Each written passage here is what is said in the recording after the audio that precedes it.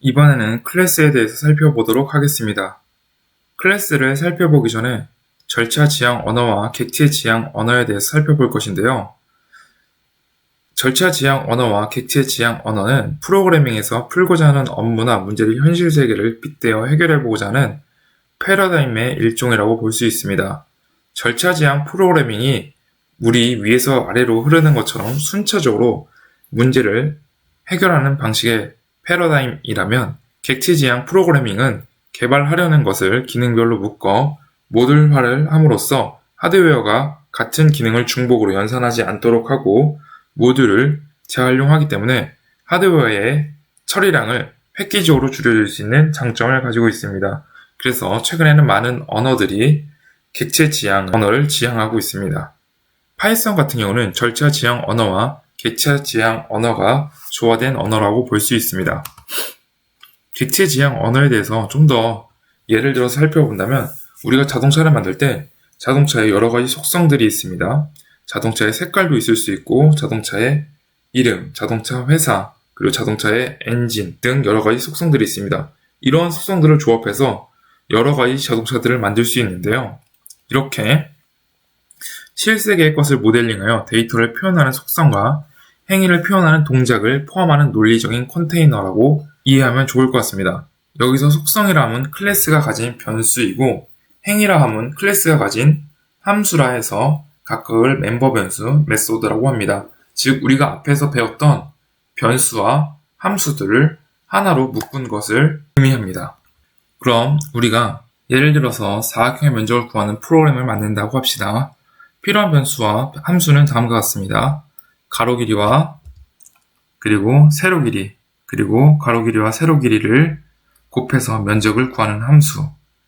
이 함수와 변수들을 출력해보면 다음과 같이 값을 출력해주는 것을 확인할 수 있습니다. 이때 변수와 함수들은 하나로 움직이는 것이 아니라 각자 독립적으로 실행이 됩니다.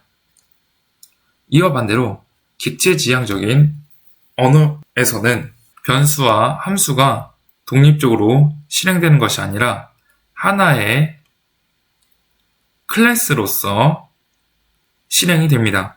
그래서 클래스라는 설계도 안에 각 변수와 함수들이 있고요. 그래서 이것을 속성값을 주면서 객체로 구현을 합니다. 객체로 구현을 하면 이제 속성값이 주어졌으니 이제 메소드를 부르면 다음과 같이 값이 출력되는 것을 볼 수 있습니다. 클래스는 앞에 변수들이 독립적으로 실행되는 것과 다르게 한 객체 안에 묶여져서 실행되는 것을 확인할 수 있습니다. 이러한 클래스는 마치 붕어빵 틀과 유사한데요. 붕어빵 틀이 있으면 그 붕어빵 틀에 속을 집어넣어주면 동일한 붕어빵들이 계속적으로 나오는 것을 알 수가 있죠. 근데 클래스는 동일한 것들이 나오는 것이 아니라 거기에 입력되는 속성들에 따라서 다르게 값이 출력이 됩니다. 여기에 클래스들을 다른 속성에 따라서 객체를 만들어 주었습니다. 그리고 그 객체들을 실행해주고 그 객체들에서 만들어진 메서드로 실행을 해보면 속성에 따라서 결과값이 달라진 것을 확인할 수 있습니다. 그렇다면 클래스가 무엇이고 객체가 무엇이고 인스턴스가 무엇인지 좀 더 살펴보도록 하겠습니다. 여기서 클래스는 설계도를 의미하고 객체는 설계도로 구현한 모든 대상을 의미합니다. 우리가 앞에서 클래스라는 설계도로 사각형 면적을 구하는 클래스를 만들어냈습니다. 그러나 이것은 아직 구현된 것이 아니라 설계도 상태로만 존재하는 것입니다. 이것을 R이라는 객체 혹은 A, B, C, D, E라는 객체에다가 구현을 해줌으로써 클래스가 실제적으로 인스턴스로 생성이 되었습니다. 그렇다면 객체와 인스턴스는 무엇일까요? 클래스의 타입으로 선언됐을 때를 객체라고 부르고 그 객체가 메모리에 할당되어서 실제로 사용됐을 때를 인스턴스라고 합니다. 좀 더 살펴보면 오브젝트는 모든 인스턴스를 대표하는 포괄적인 의미를 갖고 인스턴스는 설계도를 바탕으로 소프트웨어 세계에 구현된 구체적인 실체를 의미합니다.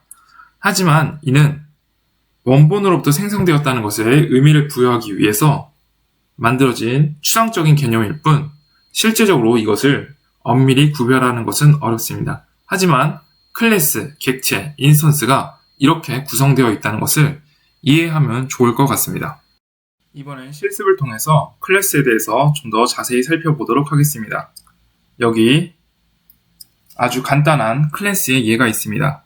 클래스 예약 함수를 통해서 클래스를 표현해주고 그리고 자동차 클래스를 표현해주기 위해서 네이밍을 해줬습니다. 그리고 패스를 통해서 아무런 기능이 없긴 하지만 바디를 채워넣었습니다. 껍질뿐이지만 우리가 클래스 설계도를 만들어냈습니다. 그리고 실행을 하고요. 그리고 이제 이 설계도면을 객체에 입력시켜 주도록 하겠습니다. 그리고 이것들을 한번 출력을 해보면요.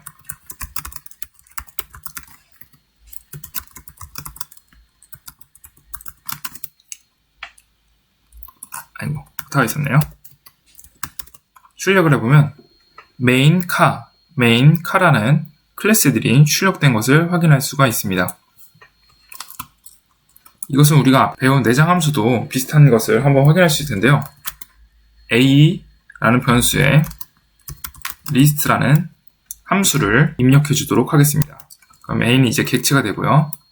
A 객체의 속성을 확인해 보면 list라는 클래스가 생성된 것을 확인할 수 있습니다. 그리고 우리는 클래스에는 다양한 구조들로 이루어져 있는데요.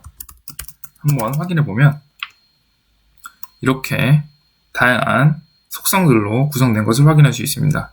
init도 보이고요. 그리고 new라는 것도 보이고 그리고 저번에 우리 앞에서 배웠던 append라는 메소드나 remove, sort라는 메소드들도 보이는 것을 확인할 수 있습니다.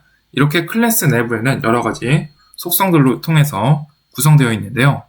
한번 좀 더 내부에 어떤 함수들이 있고 그 함수들이 어떻게 구성되는지 살펴보도록 하겠습니다. 클래스에는 init이라는 함수를 가지는데요.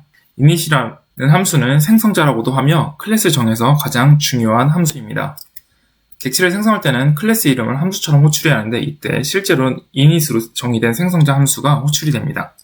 그리고 생성자 함수는 내부에서는 생성자를 호출할 때 넣은 입력 변수, 즉 인자의 값을 속성 값으로 저장을 합니다. 생성자에서는 해당 클래스를 다루는 데이터를 정의를 하는데요.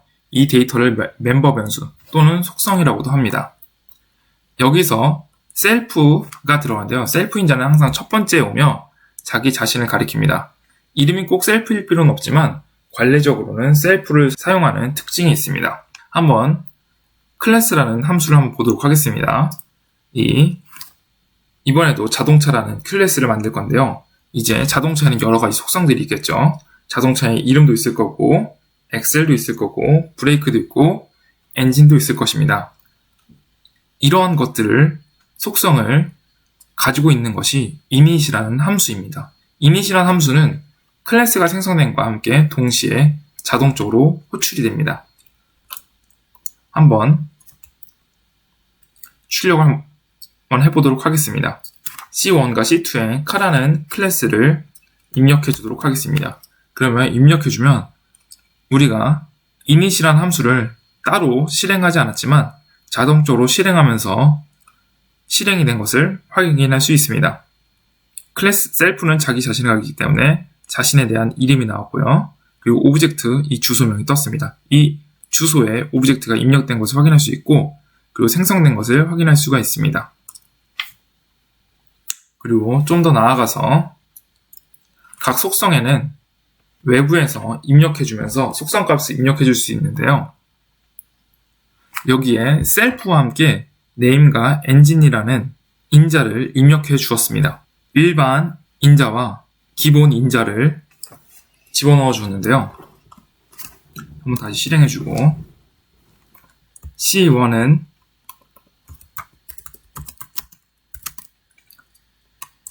카 현대로 주고요. 엔진은 기본 값으로 주도록 하겠습니다. 그리고 C2는 토요타로 주고요.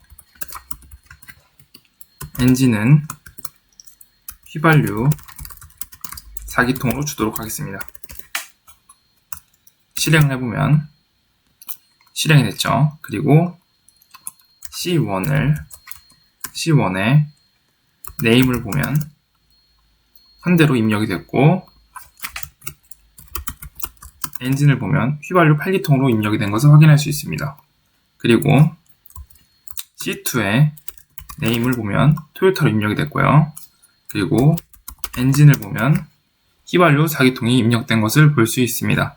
이렇게 이닛이 생성되면서 속성값들이 갖게 되고, 그 속성값들에 인자를 줌으로써 외부에서 클래스를 생성할 때 속성을 자동적으로 줄 수 있는 것을 확인할 수 있습니다. 메소드에 대해서 살펴보도록 하겠습니다. 메소드는 멤버 함수라고도 하며 해당 클래스의 오브젝트에서만 호출이 가능합니다. 메소드는 객체 레벨에서 호출되며 해당 객체의 속성에 대한 연산을 행합니다. 즉, 클래스에서 속성이 어떠한 클래스가 갖는 변수들이라면 그것을 실행해주는 함수를 메소드라고 불러줍니다. 이때 메소드는 오브젝트.메소드의 이름, 메소드, 그리고 가로 형태로 호출되는 것을 확인할 수 있습니다. 여기 계산하는 클래스를 하나 만들어 두었습니다. 여기 init을 통해서 자동이 호출되고요. 그리고 first 값과 second 값이 입력으로 받습니다. 이때 기본값으로는 아무것도 받지 않는 생성자로 만들고요. 그리고 이 생성자를 지워주는 소멸자를 만들었습니다. 그리고 이 set 데이터를 통해서 init에다가 값을 주는 것을 해보도록 하겠습니다. 그리고 이렇게 first와 second를 더해주거나 빼주거나 곱해주거나 나눠주는 것 같은 행위들을 하는 연산자인 함수들을 각각 만들어 주었습니다. 한번 실행해 보도록 하겠습니다. 그리고 calculator를 a라는 변수의 객체로 선언해 주도록 하겠습니다. 선언되면 생성자가 자동 호출된 것을 확인할 수 있습니다. 프린트 각 first와 second를 출력해 보면 아무것도 입력이 되지 않은 것을 확인할 수가 있습니다. set 데이터에다가 1, 2를 입력해 주도록 하겠습니다. 그러면 이제 A first를 보면 1이 입력됐고 second를 보면 2가 입력된 것을 확인할 수 있습니다. 이제 메소드를 불러오면 3이 입력되고 1에서 2를 베끼면 마이너스 1이 되는 것을 확인할 수 있습니다. 이런 식으로 각자의 함수가 정상적으로 작동하는 것을 확인할 수 있습니다. 이번엔 카운터 클래스를 한번 만들어 보도록 하겠습니다. 숫자를 계속적으로 증가시켜주는 함수인데요. init이라는 함수를 통해서 넘버를 0으로 초기화를 시켜줍니다. 그리고 하나씩 증가시켜 주도록 하겠습니다. 그리고 이것을 증가시켜주면 숫자를 증가시키다가 초기 값으로 하는 것도 필요할 것입니다. 그리고 현재 값이 몇인지 확인하는 값도 필요하겠죠. A의 카운터 클래스를 실행해주고 그리고 현재 값을 한번 살펴보도록 하겠습니다. 현재 값은 0이죠. 그리고 하나씩 이제 증가시켜 보도록 하겠습니다.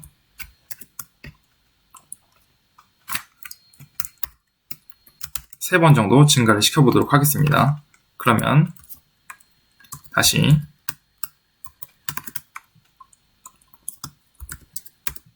현재 값은 3으로 늘어난 것을 확인할 수 있습니다.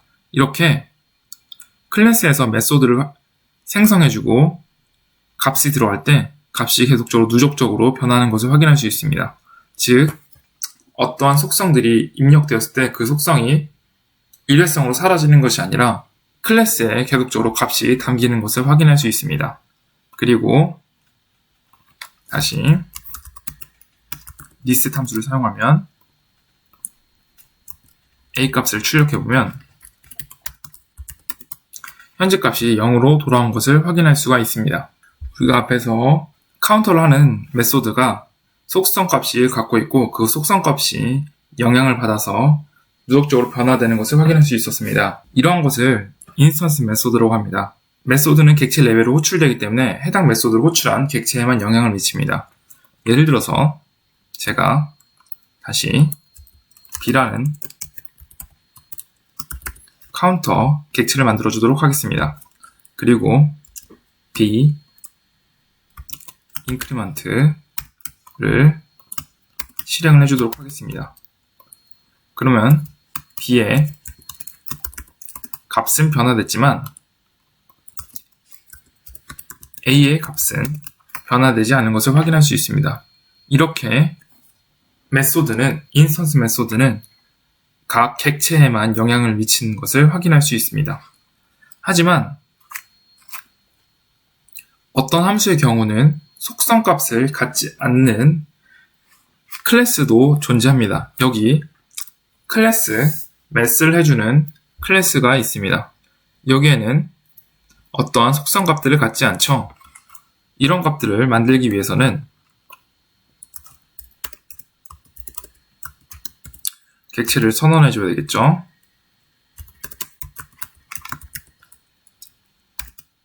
선언해 주고요. A add 해주면 값을 더하는 것을 확인할 수 있습니다. 그리고 multiply를 하면 이렇게 함수가 실행이 되면서 값을 구한 것을 확인할 수 있습니다. 하지만 이런 것들은 내부적으로 어떤 속성 값을 갖는 것이 아니기 때문에 객체로 생성을 하지 않고 필요시에 따라 사용할 수 있는데 이런 함수들을 클래스 메소드라고도 합니다. 우리가 내장 함수도 이와 유사한 형태라고 볼 수 있는데요. 이런 것들을 만들어주는 것을 데코레이터 패턴이라고 합니다.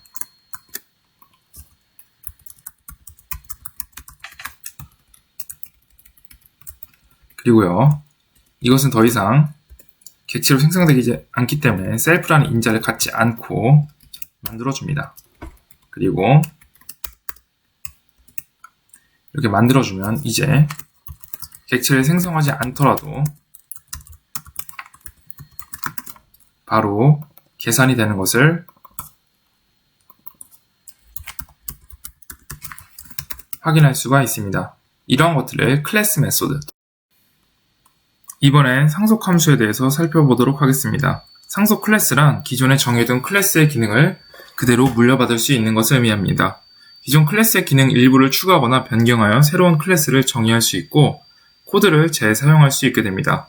상속받고자 하는 대상인 기존 클래스를 페어런트, 슈퍼, 베이스 클래스라고 부르고 상속받는 새로운 클래스를 차일드, 서브, 데리브드 클래스라고도 부릅니다.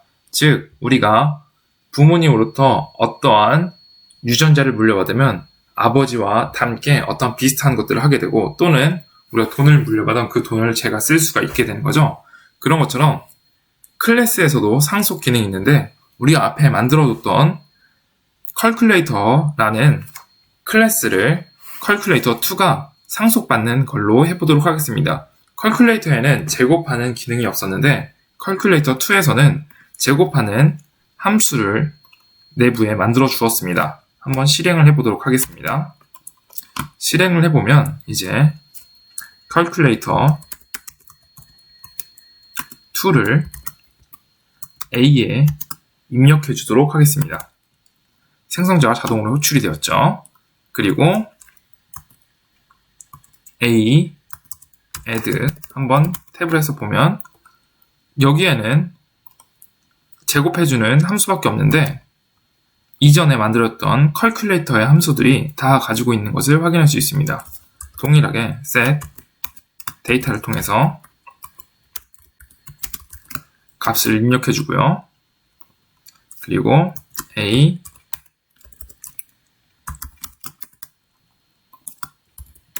실행해주면 다음과 같이 값들이 출력되는 것을 확인할 수 있습니다.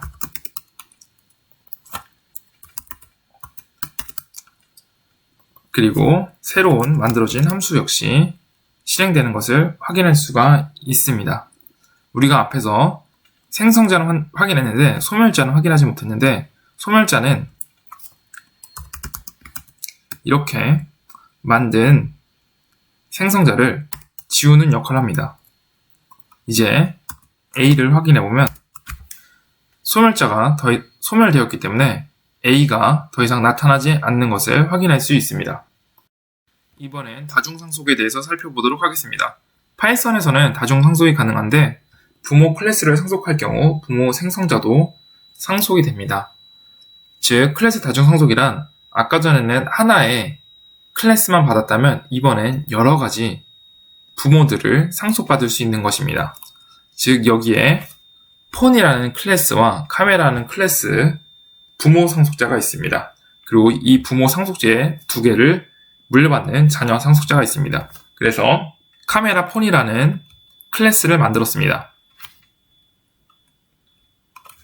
여기 보면 폰과 카메라 두 클래스를 두 개 다 상속받았죠. 그래서 실행을 해보면 이제 A는 카메라 폰이라는 클래스를 객체로 생성해 주도록 하겠습니다. 생성해서 탭을 보면 콜이라는 세 가지 함수들이 다 상속된 것을 확인할 수 있습니다. 실행해보면 통화도 가능하고 촬영도 가능하고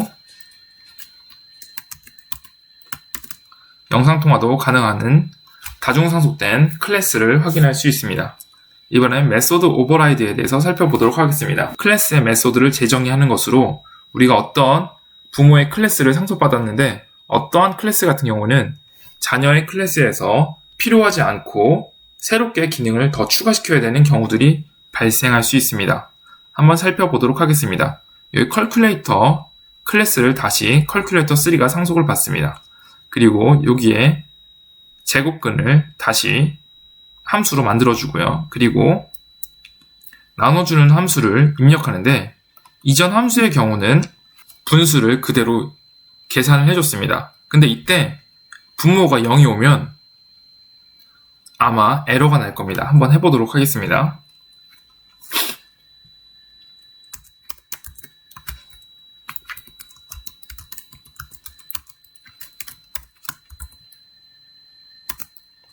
생성자가 호출되었죠. 그리고 aset 데이터로 입력을 해주도록 하겠습니다. 그리고 나누기 함수를 실행해주면 에러가 난 것을 확인할 수 있습니다. 그것은 제로로 디비전을 했기 때문에 에러가 발생한 것입니다. 하지만 우리가 여기서 0이 올 경우에는 프린트 해달라고 값을 줬습니다. 그래서 b는 아직 실행을 안 해줬는데요. 실행을 해주고 컬큘레이터 3 클래스를 생성해주고요. 그리고 set 데이터가 동일하게 있겠죠. 10, 0 이렇게 생성해주도록 하겠습니다. 그리고 한번 새롭게 생성된 제곱 기능도 오타가 발생을 했었네요. 한번 오타를 다시 해결해 주도록 하겠습니다. burst라고 주고 여기도 burst라고 줘야겠네요. 그리고 다시 값을 생성해주고 데이터를 입력해주고 실행을 해보면 값이 다음과 같이 실행된 것을 확인할 수 있습니다. 이번에는 나누기를 한번 해보겠습니다. 이번에도 분모에 동일하게 0이 들어갔지만 실행해보면 부모에 0이 올 수가 없습니다. 라고 출력이 되면서 문제가 해결되는 것을 확인할 수 있습니다. 이번엔 이렇게 보면 다음과 같이 분모가 들어가서 제대로 개선된 것을 확인할 수 있습니다. 이것으로 클래스에 대해서 마치도록 하겠습니다.